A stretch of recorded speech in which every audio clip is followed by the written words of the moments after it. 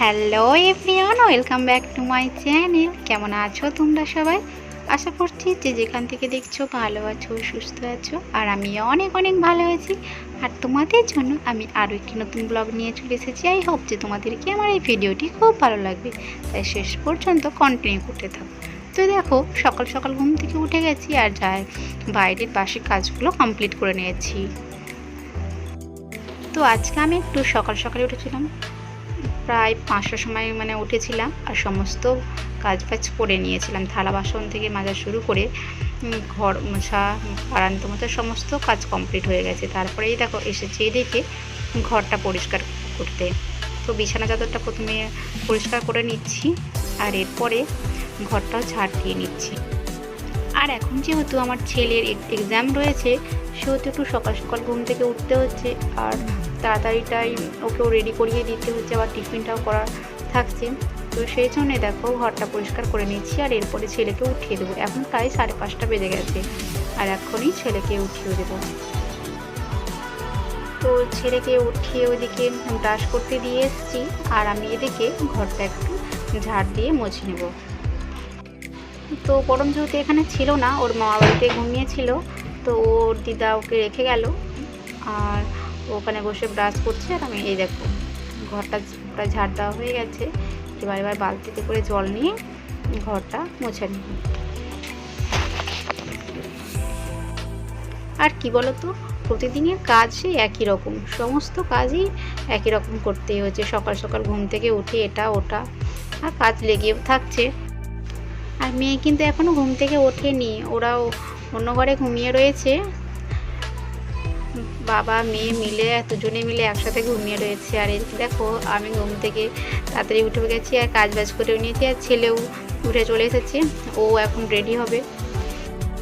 তো সকাল সকালে এত কাজ থাকে কি বলবো, কাজটা শেষই হয় না সকালবেলায়। তো এই দেখো বারান্দার কাজ কমপ্লিট হয়ে গেছে, এবার ঘরটাও দেখো কাজটা হয়ে যাচ্ছে। আর এরপরে ছেলেকে রেডি করার পর আরও অন্যান্য কাজ করতে রয়েছে, অনেকগুলোই কাজ করতে রয়েছে।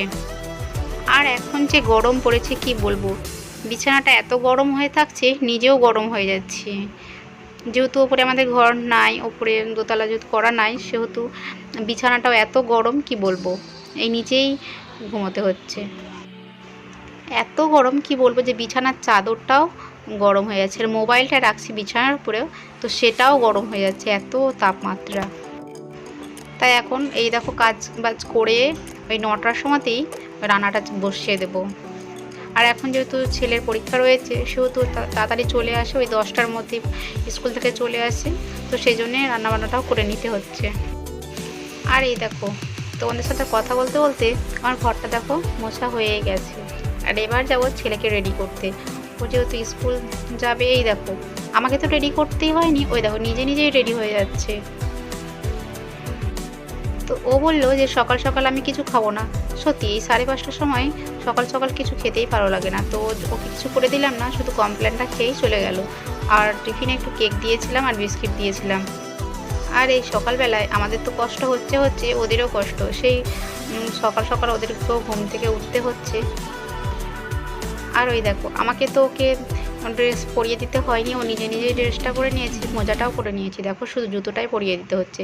আর আমি কি করেছি বলো তো, ওকে উল্টো করে জুতো পরিয়ে দিয়েছি, এই পায়ে জুতোটা ওই পায়ে পরিয়ে দিয়েছি। তারপরে বলছি এই দেখ ভুল হয়ে গেল, তারপরে ওটা খসিয়ে আবার নতুন করে জুতোটা পরিয়ে দিতে হচ্ছে।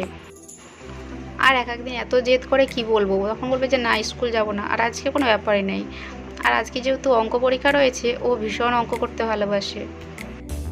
আর ওই দেখো সোফাতে দেখো অন্য বসে রয়েছে, ও দেখছে মোবাইল। ও টিউশনে যাবে, তো এখনও টাইম হয়নি, সেজন্য ও বসে রয়েছে। তো এই দেখো ওকে প্রায় রেডি হয়ে গেছে, টাইটা পরিয়ে দিলেই এবার ওকে বসে বসে কমপ্লেনটা খেয়ে নেবে। আর ওইদিকে আমার যা ওর মেয়েকে রেডি করিয়ে দিচ্ছে। আর আমার ছেলে যত স্কুল যাচ্ছে এত রোদের মধ্যে, তো ও বলছে প্রচণ্ড গরম, তাই ওকে একটা করে ছোট ফ্যান দিয়ে দিই, যেহেতু গাড়ির মধ্যেও গরম লাগে, সেই জন্যই ফ্যানটা নিয়ে যেতে হয়। তো এই দেখো রেডি হয়ে গেছে, এবার ওকে বাইরে রেখে আসবো।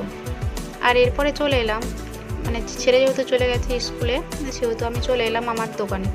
তো সেটা এখন ঝাড় দিয়ে নিচ্ছি। তো আমার এই দোকানটা সকাল সকালে খুলে থাকি, যেহেতু বাড়িতেই রয়েছে, সেই জন্য দেখো ঝাড় দিয়ে জল ছিটিয়ে দোকানটা খুলে নেব। আর এটা খোলাই থাকে, যেহেতু বাড়ির মধ্যে রয়েছে সবসময় খোলাই থাকে। আর ওই দেখো ওইদিকে হচ্ছে সেলাই মেশিনেও সেলাই করা হয়, কেউ এলে সেটাও সেলাই করে দিয়ে দিই। আর এই দেখো এরপরে ঝাড়টা দিয়ে দিচ্ছি সেই দোকানের বারান্দাটা। আর এখান দিয়ে অনেকটাই যাতায়াত করে লোকজনে, ভালোই রাস্তাটা চলতি রাস্তা। আর এই দেখো ঝাড়টা দিয়ে নিচ্ছি সিঁড়িগুলো, আর এরপরে জলটা ছিটিয়ে দেবো, কারণ এখন যেহেতু ধুলো উঠছে, প্রচুর ধুলো উঠছে, এখন ঝাড় দিলে জল না ছিটলে তো হবেই না, সেজন্য জলটাও ছিটিয়ে নেব। আর সকালবেলায় অনেকগুলোই কাজ করার থাকে, এই দোকান ও দোকান ঝাড় দিয়ে অনেক কাজ। তো সকাল থেকে ঘুম থেকে উঠেই সকালে ওই আমার হাজব্যান্ডের দোকান, ওই আমার ভাসুরের দোকান, সমস্ত কিছু জল ছিটিয়ে ঝাড় দিয়ে চলে এসেছি। আর এরপরে এসেছি আমার দোকানে, সেটাও ঝাড় দিয়ে নিচ্ছি। আর এরপরে দেখো মুছেও নিচ্ছি। তো এটা নিচে কার্পেটই রয়েছে, কার্পেটে বসেছিলাম।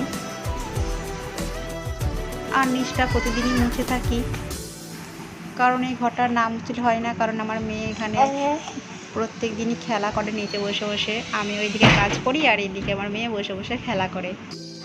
আর নিচে তো কোনো নোংরা জিনিস ফেলি না, কারণ কিছু নিচে যে থাকে সেটাই মুখে দিয়ে নেবে, সেজন্য কিছু নিচে ফেলাও যায় না।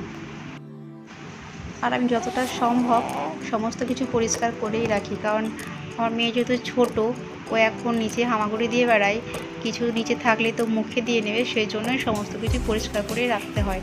আর এরপরে দেখো দোকানটা মোছা হয়ে গেছে, এবার বাইরের বারান্দাটাও মুছে নিচ্ছি। আর এগুলো তো না মুছলে হবে না, যেহেতু এখানে রাস্তায় রয়েছে, সেহেতু সমস্ত কিছুই মুছে নিতে হয়, কারণ গোটাই ধুলো রয়েছে। আর পাশে রয়েছে আমার ঘরগুলো, সেগুলো প্রত্যেক দিনই মুছতে হয়। আর আমাকে জানো তো এই বসে বসে মুছতে বেশি ভালো লাগে। আর এই দেখো তোমাদের সাথে কথা বলতে বলতে দেখো মোছা প্রায় হয়ে গেল। আর এই দেখো এত কাজ সকালবেলায় করি যে এখন দেখো সেই 5টায় উঠেছি, এখন প্রায় 8টা বেজে গেছে, কাজই শেষ হচ্ছে না। আর তোমাদেরকে যদি আমার এই ভিডিওগুলি একটু ভালো লেগে থাকে তো অবশ্যই লাইক, কমেন্ট, শেয়ার করে দেবে। আর নতুন নতুন ভিডিও পেতে আমার চ্যানেলটাকে সাবস্ক্রাইব করে দেবে। তখন টাটা।